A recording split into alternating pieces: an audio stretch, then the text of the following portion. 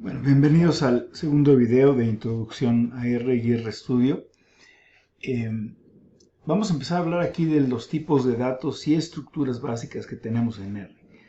Hay muchos diferentes tipos de datos en R. Los más relevantes son numeric, que son los datos numéricos, character, que son los datos que son strings de caracteres, los que están definidos como factores y los lógicos.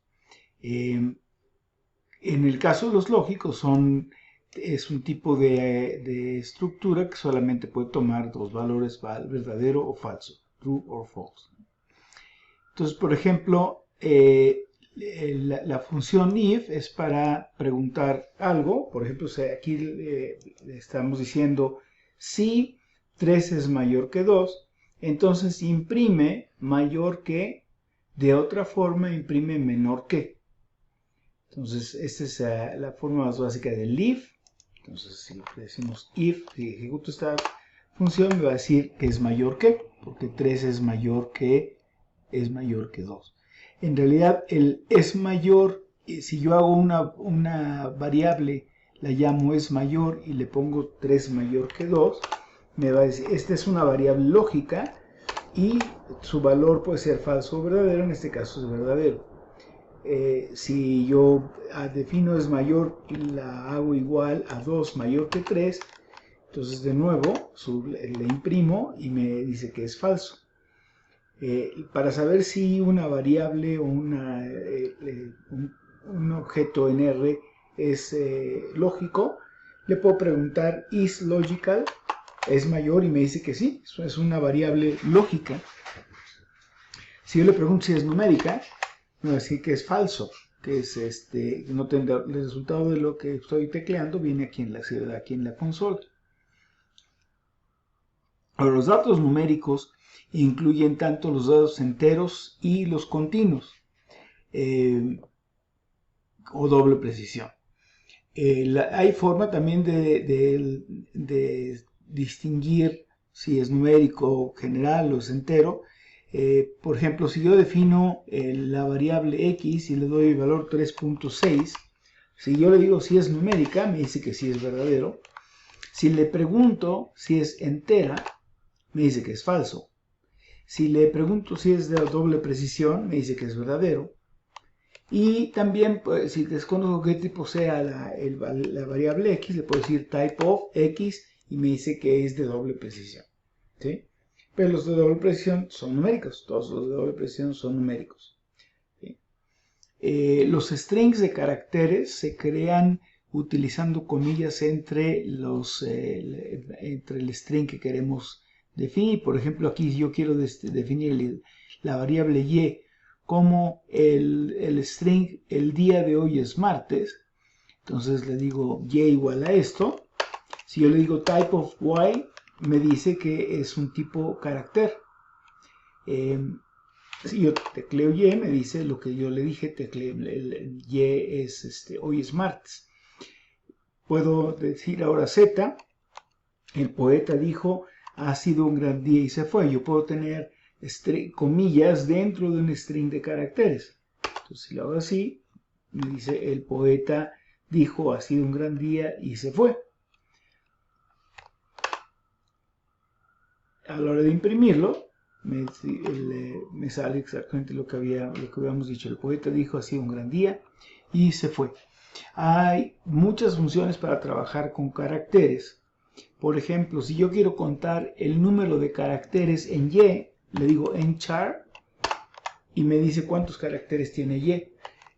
El número de caracteres en z. Para determinar si existe un substring, un subconjunto de caracteres dentro de un conjunto de caracteres, utilizamos la función grep. Entonces, por ejemplo, fíjense, antes voy a volver a imprimir y aquí y voy a decir grep día en el vector y, o sea, quiero ver el string de los caracteres día juntos que ocurren en el string y, escriben y escurren una sola vez, es el número de veces que ocurren. Si le pregunto y grep martes y, porque en el string y dice el día de hoy es martes, entonces existe día y martes. Si yo le doy ahora grep martes en z, en el string z, me dice que no, porque en el string z no tengo, aquí me olvidé poner cuál era z para que recordaran. El poeta dijo así un gran día y se fue, no tiene el string martes, ¿sí? Si el substring está presente, para retornar el valor completo, usamos el parámetro value equal true. Entonces cuando yo le digo grep día en y value equal true, me regresa el string completo. El día de hoy es martes. De otra forma me regresa si tengo el string o no tengo el string. Ahora, la estructura más básica que contiene varios valores del mismo tipo es un vector. Y la forma más básica de crear un vector es con la función c por combinar. Entonces aquí estoy creando un vector que se llama pesos, combinando los valores 10, 21, 40 y 60. Esto me va a dar un vector, entonces, con los valores 10, 21, 25, 40 y 60. Si yo le imprimo pesos, veo que tiene los valores 10, 21, 40, 60 y son un vector. Para saber qué estructura tiene, le doy structure pesos y me dice que es un vector numérico de 4 elementos que son 10, 25, 40, 60. Para saber si una estructura es un vector, le puedo preguntar isVector pesos y me dice false o true. En este caso es true. O le puedo decir type of pesos y me dice el tipo de valores que tengo en pesos, que son de doble precisión. Para saber la longitud de un vector utilizamos la función length. Entonces length pesos me dice 4 porque tiene 4 elementos pesos. ¿Sí? Yo puedo convertir este vector que parece como un numérico a un vector de enteros, porque de hecho la información que tengo ahí son todos números enteros. Nada más le digo p es igual a integer pesos, o puedo reemplazar este igual por el menor que y guión. Entonces yo le puedo decir pesos igual a integer pesos. Y si ahora le doy estructura, me dice que es un vector de enteros. ¿Sí? Y el type of pesos me dice que es integer, el tipo de datos que tengo en ese vector. Para sumar una constante a un vector, pues nada más tomo el vector y le sumo la constante. Acuérdense, pesos tenía los valores 10, 25, 40, 60. Si yo tomo pesos más 5, me da 15 más 30 más 45 más 65. ¿Sí? Puedo también, aquí lo imprimí directamente, puedo calcular una variable que se llame pesos-m5, para indicar que es pesos más 5, y le digo pesos, que eso es igual a pesos más 5. Y puedo también crear una variable con la estructura, le voy a poner pesos como string, convirtiendo pesos a un carácter, a una variable tipo carácter. Entonces le voy a decir pesos-str, convierto el vector de pesos a caracteres, y si ahora le doy structure, me dice que es un vector de caracteres, y se fijan aquí ya me aparecen entre comillas 10, 25, 40 y 60. Y yo puedo calcular la media de los valores de un vector dándole con la función min. Si ahora trato de calcular la media de un carácter, de un vector de caracteres, me dice que pues no puedo, ¿no? O sea, el argumento es numérico o lógica, y entonces lo que regresa es el valor de NA. Un valor no existente en R se nota como NA. ¿Sí? Vamos a crear un vector de colores que sean verde, rojo, azul, rojo y blanco. Ahora vamos a usar la función grep con el color rojo, y me dice que aparece, como aquí me ocurre más de una vez el color rojo, me dice en qué posiciones está ocurriendo el vector, el valor rojo en este vector. me dice que ocurre en la posición 2 y en la 4. ¿Sí? Quiero ver el número de caracteres de colores y me dice el número de caracteres de cada elemento de colores. El primero tiene 5 caracteres, que es verde. El segundo 4 y 6 caracteres, que es el color blanco. ¿Sí? Ahora, una forma alternativa de almacenar caracteres alfanuméricos es usar factores. Los factores se almacenan, tienen varias ventajas.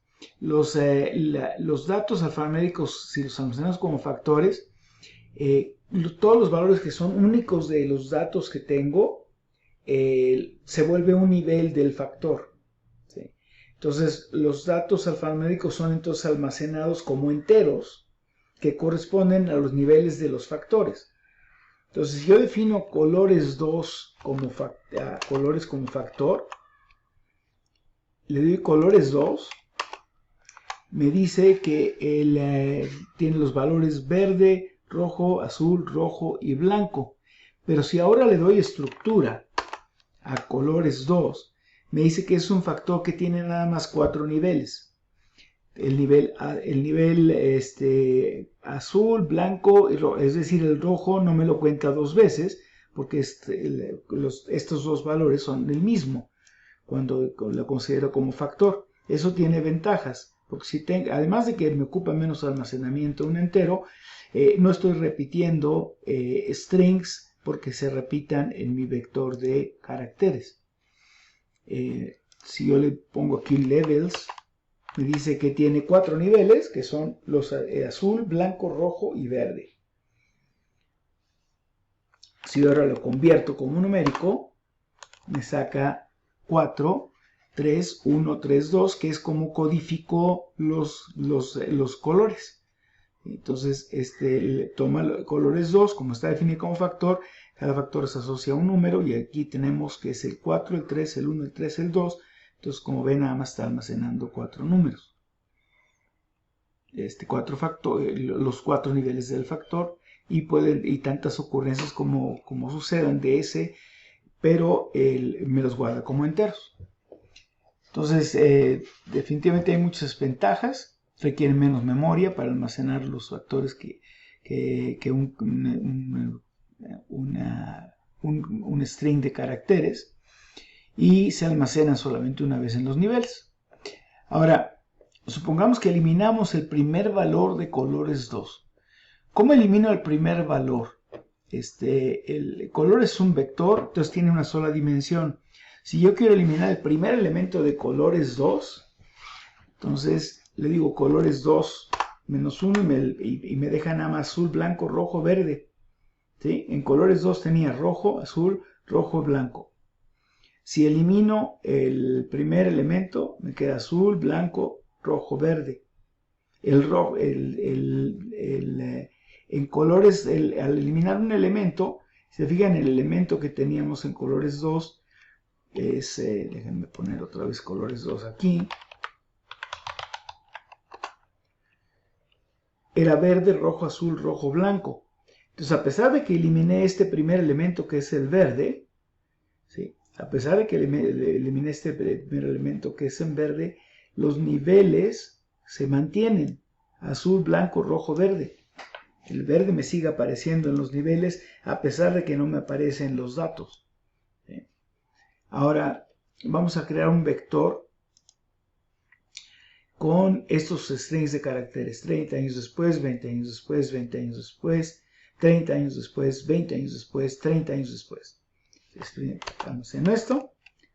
Structure me dice que es una estructura de 6, un vector de 6 caracteres, de 6 elementos que son caracteres. Si ahora le voy a definir valin1 como como factor, a valin como factor, si ahora le digo structure, me dice que es un factor con 2 niveles, porque nada más tengo 2 diferentes valores. Entonces ahí ahorro en almacenamiento y en el manejo de los datos. ¿Sí? Entonces, la estructura de factores es el medio principal para almacenar valores discretos, variables que sean discretas en R. Todo lo que tenga que ver variables, por ejemplo, como el género, estado civil, los estados de un país, etcétera, se pueden almacenar como factores. Para trabajar con subconjuntos de un vector se utilizan los brackets, abrir bracket, cerrar bracket.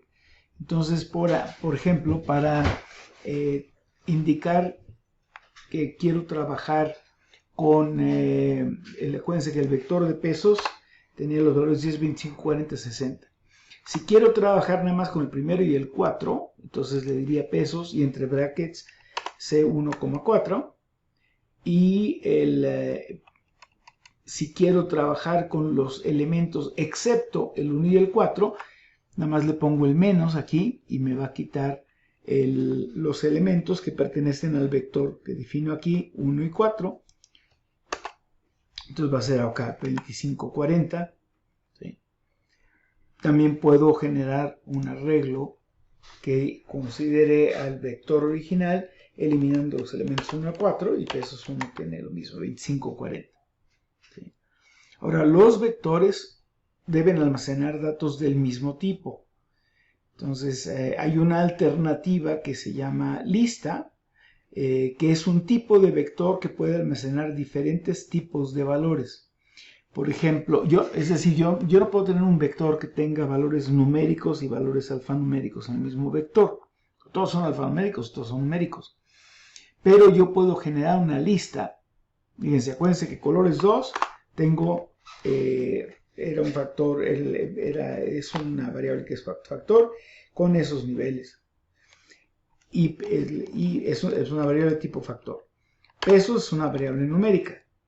Si yo genero una lista con la función list de colores igual a colores 2 y pesos igual a pesos 2, entonces lista va a tener dos elementos, un elemento que se llama colores y otro que se llama pesos.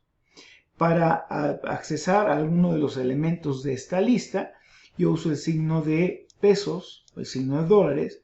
Entonces, lista colores, y aquí me dice lista colores me daría estos, lo que ya teníamos, y lista pesos me da nada más los valores de pesos. ¿Sí? También puedo ponerle aquí, por ejemplo, si tengo una lista ya de muchos elementos y no me acuerdo cuáles son los elementos, le puedo decir names lista y me dice que tengo dos elementos, colores y pesos, y con eso ya sé que puedo dirigirme a cada uno de los elementos con el signo de pesos. Si le pregunto si lista es un vector, me dice que sí es verdadero. Y si le pregunto si es una lista, me dice que es verdadero. La longitud me dice que es de lista es 2. Los nombres ya los vimos. ¿Sí? Y la estructura de la lista me dice que es una lista de dos elementos. Por eso me dijo que si es un vector que tiene dos elementos. Lo que pasa es que son dos elementos de forma de características diferentes, unos colores y pesos. ¿Sí? Las listas, así como los vectores, se pueden filtrar en forma diferente utilizando dobles corchetes, utilizando los corchetes. Entonces, por ejemplo, yo puedo poner lista 1, me va a dar el primer elemento de esa lista, que era colores. ¿Sí? Entonces, lista 1 o lista colores me da el mismo resultado. Lo mismo puedo checar aquí, es list, lista 1, y ahí me dice que es falso. El primer elemento de lista no es una lista, ¿sí? Es un vector. El segundo elemento le puedo decir lista entre brackets 2 y me da el segundo elemento. Y si le pregunto si es lista aquí, por ejemplo, is lista 2, le repetí, is lista 2, me dice que is lista 2, me falta un bracket aquí, perdón.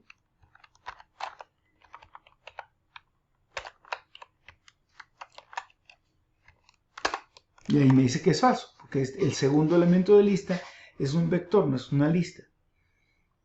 Entonces puedo dirigirme obviamente, en este caso es mucho más sencillo con el signo de pesos, ¿no? También podemos seleccionar usando el nombre de la lista. Por ejemplo, puedo decir lista y entre doble bracket el elemento de la lista que quiero.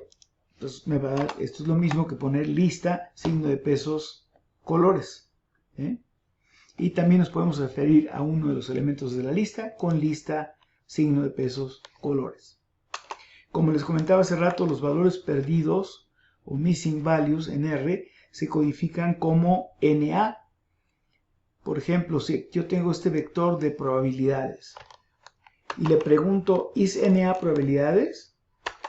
Me va a decir que es el primer caso es falso, este es verdadero porque el tercer valor está perdido, es missing, no tengo ese valor. Entonces me contesta para cada elemento del vector si es missing value o no es missing value. Ahora, NA no se trata como un string de caracteres. Eso es importante. No se trata como un string de caracteres. Si yo le pregunto si probabilidad es igual a NA, me va a decir que pues es falso. El NA, esta no lo puede contestar, y falso. Los primeros casos sí los puede contestar, el segundo no lo puede contestar porque está perdido el valor. ¿Sí? Si le digo probabilidades el tercer elemento es igual a NA, me dice que no aplica, no tiene la respuesta ahí porque el tercer valor está perdido. Ahora, si se fijan aquí, hay un símbolo a la izquierda de probabilidades 3 es igual a NA. Si le doy clic aquí, me dice que para checar si una expresión es valor perdido, utilice la función is.na. Entonces, en lugar de preguntar así, debemos preguntar is.na probabilidades el tercer elemento. ¿Sí? Y ahí ya me dice que sí es verdadero. El tercer elemento es valor perdido. Otra cosa que es importante recordar es que la mayoría de las funciones propagan los valores perdidos. En probabilidades, en el vector probabilidades, tengo un valor perdido. Si yo le digo min, si quiero calcular el promedio, me va a decir que NA, porque tengo una observación perdida. Para que no se propaguen los valores perdidos, lo que tengo es que hacer especificarlo en la función. Por ejemplo, la función min, eso lo especifico con este parámetro. Es NRM, quiere decir remove NA igual a true, quiere decir que sí me remueva los NAs y me calcule la media con los valores que sí están existentes y ya me calculó ahí el promedio de las probabilidades en el vector NA. Aquí paramos la segunda parte. La tercera y última parte de esta introducción a R, vamos a ver el tema de trabajar con conjuntos de datos rectangulares. Nos vemos en el siguiente video. Gracias.